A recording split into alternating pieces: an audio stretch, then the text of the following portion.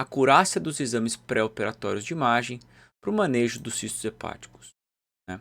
É um estudo americano, ele foi publicado em 2015 na revista de cirurgia hepatobiliar de um grande centro americano. E ele leva em conta aqui já na introdução, né, que as doenças císticas do fígado estão prevalentes em quase 20% da população. E que a gente tem como duas entidades anatomopatológicas mais presentes a doença biliar cística tumoral, que são as doenças mucinosas, em contraposto com as doenças císticas do fígado simples, que são doenças benignas. Bom, a diferença anatomopatológica é que aqui é um cisto produtor de mucina, uma célula colunar, e aqui uma célula cuboide, que não produz mucina. E o risco de neoplasia é inexistente nessa lesão.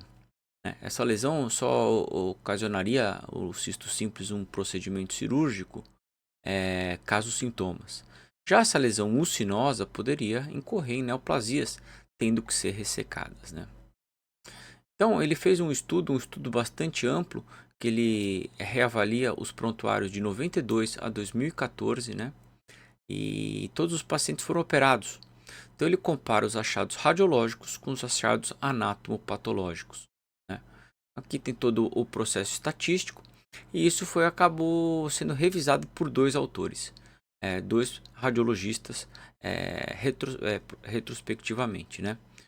Então foram avaliados 3.500 pacientes que foram para a cirurgia, mas só 2,3 desses pacientes foram pacientes com doença cística, mostrando que, apesar de muito prevalente, as indicações cirúrgicas são muito baixas nesse grupo, né? Ele considerou alguns padrões de preocupação para a doença mucinosa, o espessamento do cisto, algumas septações, presenças de lesões intracísticas, né, como aqui exposto e aqui também uma outra septação, como fatores de preocupação para a doença biliar que levaria à cirurgia. Bom, ele conseguiu avaliar os pacientes, né, do ponto de vista estatístico, né? Vou colocar aqui a imagem da tabela estatística. Na tabela estatística, ele encontrou 74 pacientes com lesões serosas e 20 com lesões mucinosas. Chama atenção a idade, né? A idade dos pacientes com doença mucinosa era uma idade maior, a única alteração demográfica vista nesses grupos, né? Mas o que mais chama atenção mesmo é a discordância entre o pré-operatório e o anatomopatológico, né? Então aqui a discordância média foi de 30,9%. Então 61 pacientes com doença cística simples foram operados 61 pacientes. 8 tinham doenças mucinosas. Já dos 27 que tinham doenças mucinosas suspeitas nas imagens, apenas 7 com uma neoplasia acabaram sendo positivas para a doença mucinosa. A maior parte foi uma doença serosa. Então, mesmo com uma suspeita mucinosa, o resultado final anatomopatológico foi seroso. Isso é uma discordância de 30%, sendo que esse grupo, ou seja, da doença mucinosa, tinham a menor especificidade, maior número de falsos positivos.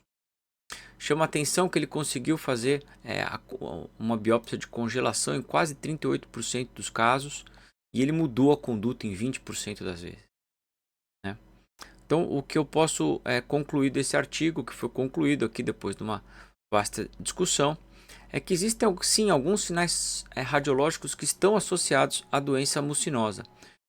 São eles, vamos encontrar aqui: ele ser solitário, mais a favor de mucinoso; ele ter algumas septações, mais a favor de mucinoso; ter lesões císticas, mais a favor de mucinoso, assim como dilatação da via biliar adjacente.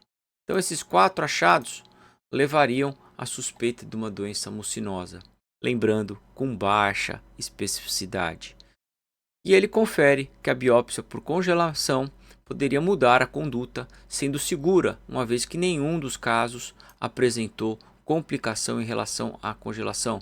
O que? Os pacientes mucinosos não tiveram disseminação intraperitoneal, incluindo o caso de tumor. Então aqui ele conclui que a baixa sensibilidade das imagens existe e a congelação pode ser uma saída. Espero ter ajudado. Um abraço.